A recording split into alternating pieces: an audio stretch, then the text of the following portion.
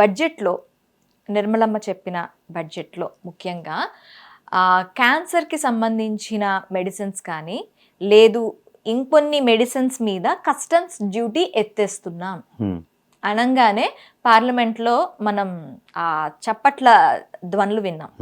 ఒక న్యూస్ ఏంటి అంటే ఈ క్యాన్సర్ మీద ఉన్న మెడిసిన్స్ ఏవైతే ఉన్నాయో వాటి మీద రేట్లు పెంచుతాం, బీపీ షుగర్ మెడిసిన్స్ మీద కూడా పెంచుతాం రేట్స్ అని చెప్పి కేంద్ర ప్రభుత్వం నిర్ణయం తీసుకున్నట్టు తెలుస్తుంది.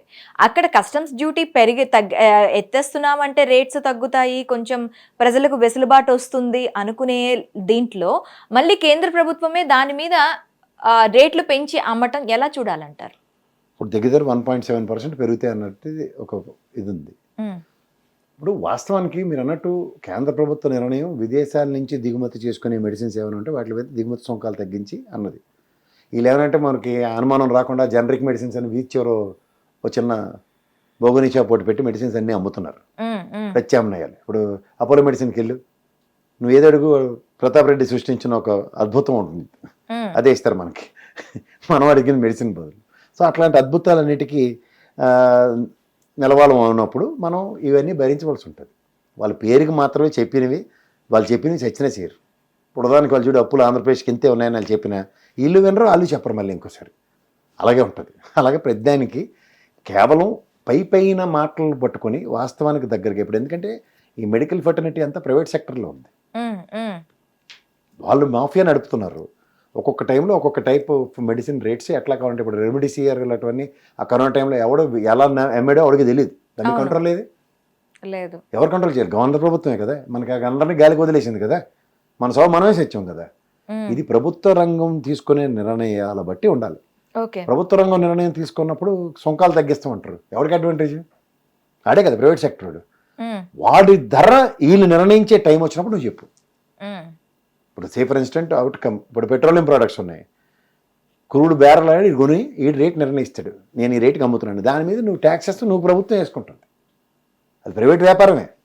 హెచ్పిసిఎల్, బీపీసీఎల్, ఇండియన్ ఆయిల్ ఇవన్నీ ఏంటి ప్రభుత్వ రంగ అండర్టేకింగ్స్. వాళ్ళు బ్యారల్ క్రూడ్ ఆయిల్ తీసుకొచ్చి 17 ప్రోడక్ట్లు తయారు చేస్తారు ఒక బ్యారల్ క్రూడ్ ఆయిల్ నుంచి. దాంట్లోంచి పెట్రోల్కి, డీజిల్కి, క్రూడ్ ఆయిల్కి ఇట్లన్నిటికీ రేట్లు ప్రభుత్వంకి వాళ్ళు ఇస్తారు. ఈ రేట్ నాది, నాకు వచ్చి ప్రాఫిట్ ఇదని.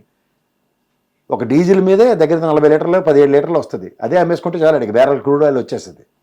ఇంకా petrol, aeroplane oil, crude oil ఇన్ని వస్తాయి. ఇవన్నీ మాట్లాడకుండా కేంద్ర ప్రభుత్వం చేసేది, కేంద్ర ప్రభుత్వ సొంకం దీని మీద ఎంత, ఇప్పుడు మళ్ళీ రాష్ట్రానికి పంపిస్తే రాష్ట్ర ప్రభుత్వ సొంకం ఎంత, ఆంధ్రప్రదేశ్ రాష్ట్రంలో రేట్ అన్నిటికన్నా హైయెస్ట్. ఇలాగే మెడిసిన్స్కి కూడా నీకు ట్యాక్స్ తగ్గించి వాడికి రా మెటీరియల్ కొనుక్కోవడానికి ఉపయోగపడుతుంది. ఎందుకంటే విదేశాల నుంచి నువ్వు సప్లై చేసుకుని నువ్వు అమ్మడానికి సొంకాల్లో వెసులుబాట్లు ఆడికిస్తుంది. కానీ ప్రజలకు ఇవ్వాల్సిన బాధ్యత ఎవరిది? వాడికి. అరే నేను ప్రభుత్వం నుంచి ఎంతో సదుపాయం పొందాను కాబట్టి నేను కూడా తగ్గిస్తానని మాట లేదు. కెనడా పడడానికి మెడిసిటీ హాస్పిటల్ వీళ్ళందరూ బయట బోర్డులు పెడతారు కదా, అపోలో 20% డిస్కౌంట్ ఇస్తున్నారు. అలాగే మెడ్ ప్లస్ 30%, 50% అది ఇష్టమే.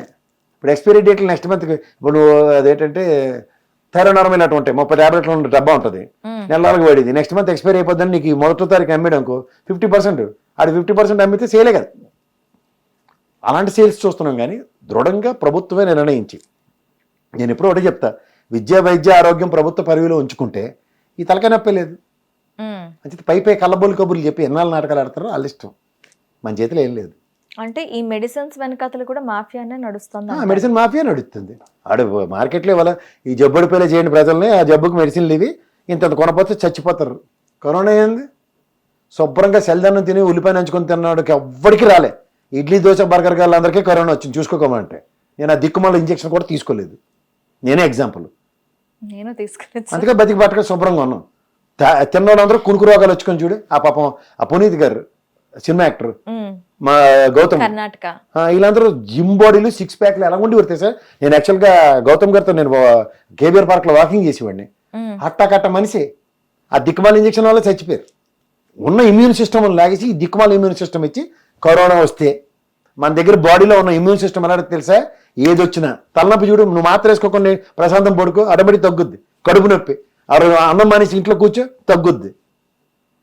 కానీ మన బాడీలో ఉన్న ఇమ్యూన్ సిస్టమ్ని పనిచేయనివ్వకుండా దానికేమో ఒక ట్యాబ్లెట్ వేసి వేడి నీళ్ళు తాగి వేడి నీళ్ళతో కాపరాలు పెట్టి ఇలా చేస్తూ ఉంటాం. ఇప్పుడు జనరల్గా కాలు చేయి ఇరిగిపోతుంది, కట్లు కట్టుకోకుండా వాళ్ళంతా ఒక డిఫరెంట్ పొజిషన్లో సెట్ అయిపోయి ఉంటుంది. ఇప్పుడు నా చెయ్యి ఇరిగింది అనుకో, కట్టుకోవట్లేదు, ఇలా ఉండిపోద్ది.